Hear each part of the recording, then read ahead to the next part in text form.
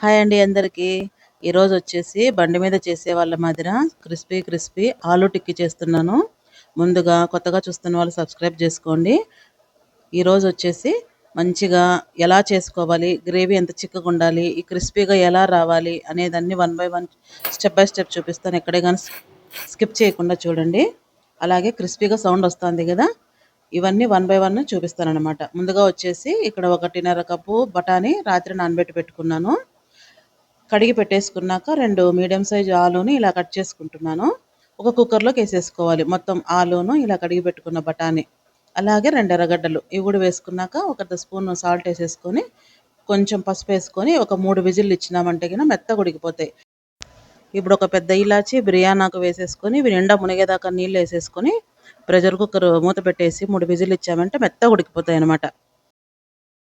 అలాగే ప్యాన్ పెట్టేసుకొని ఒక 7-8 పొట్టిమిరపకాయలు, 1.5 స్పూన్ జీలకర్ర, ఇది చాట్ మసాలా లాగా అనమాట, బాగుంటుంది ఇది ఘాటు ఘాటుగా.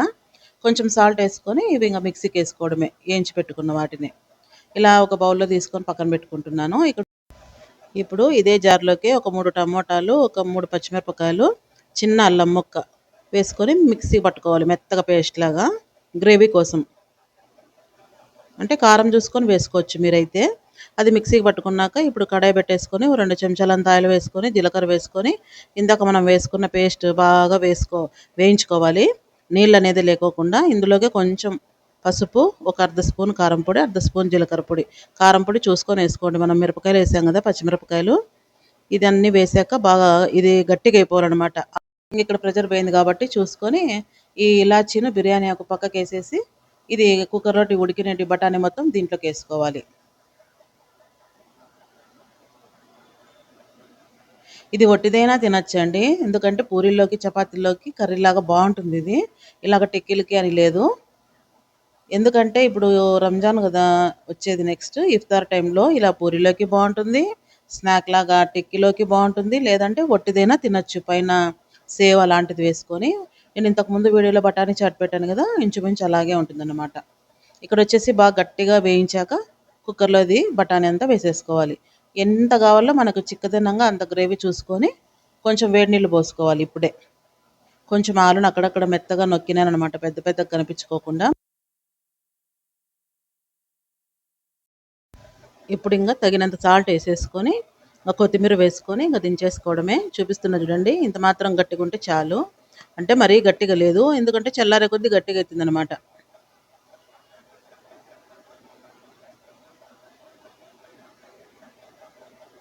చూడండి కరెక్ట్ సరిపోయింది నాకైతే. కరెక్ట్గా ఇంత మాత్రం ఉండాలి, అప్పుడే తినడానికి చాలా బాగుంటుంది, మరి నీళ్ళగా ఉంటే ఏం బాగుండదు. నెక్స్ట్ వచ్చేసి ఇవి వచ్చేసి 1/2 కేజీ తీసుకున్నాను ఆలుని. బాగా ఉడికిచ్చేసాక 3 విజిల్లు ఇచ్చి, 3 కాకుంటే 4 మెత్తగా ఉడికిచ్చాక బాగా చల్లార్చాలి, ఎందుకంటే తేమ ఆరిపోవాలన్నమాట. ఒక ఫ్యాన్ కింద పెట్టేసి ఒక 4 అవర్స్ పెట్టేసామంటే బాగా ఆరిపోతాయి.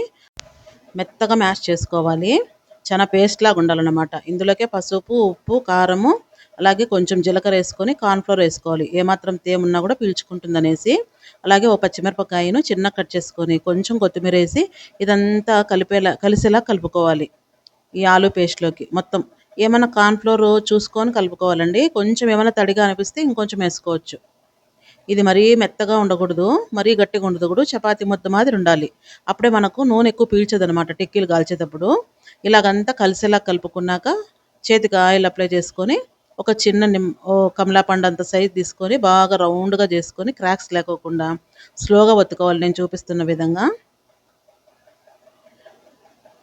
ఇలా రౌండ్గా ఒత్తుకున్నాక కొంచెం మధ్యలో అలా ప్రెస్ చేసామంటే కొంచెం వెడల్పు అవుతుంది. అలాగన్నీ ఒత్తుకున్నాక కార్న్ఫ్లోర్ పైన చిలకరించాలన్నమాట. చిలకరించినాక కొంచెం సేపు పక్కన పెట్టేసేయాలి, ఏమైనా తేమ ఉంటే కూడా పీల్చుకుంటుంది. ఇప్పుడు కొంచెం వెడల్పాటి కడాయి పెట్టేసుకొని ఆయిల్ వేసుకొని ఒక్కొక్కటి సిమ్లో హైలో పెట్టుకుంటూ తిప్పుకుంటుండాలి. అంటే నూనెలో పెట్టిన వెంటనే తిప్పకూడదు, మళ్ళీ క్రాక్స్ వస్తాయన్నమాట.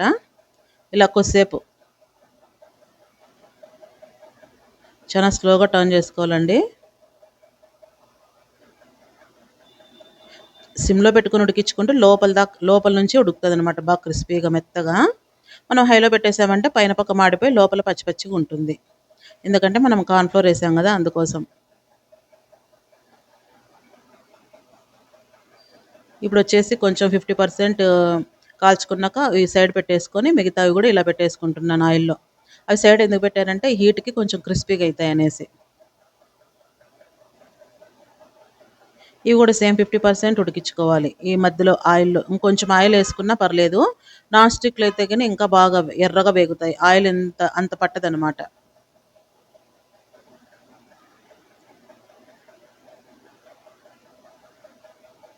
ఇది చాలా బావుంటుందండి. ఈజీగా ఇంట్లోనే చేసుకోవచ్చు.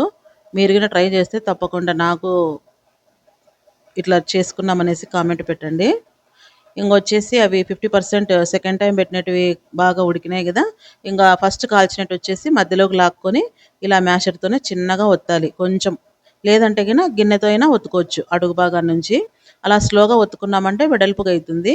బాగా క్రిస్పీగా కాలుతుందనమాట ఇలాగ. ఇంగ అవి అడ్డం ఉన్నాయని జెప్పేసి పక్కకు తీసేసాను.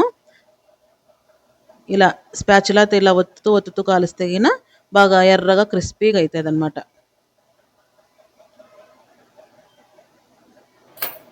అంతేనండి. సౌండు చూడండి కర్ర కర్రని శబ్దం వస్తుంది గదా!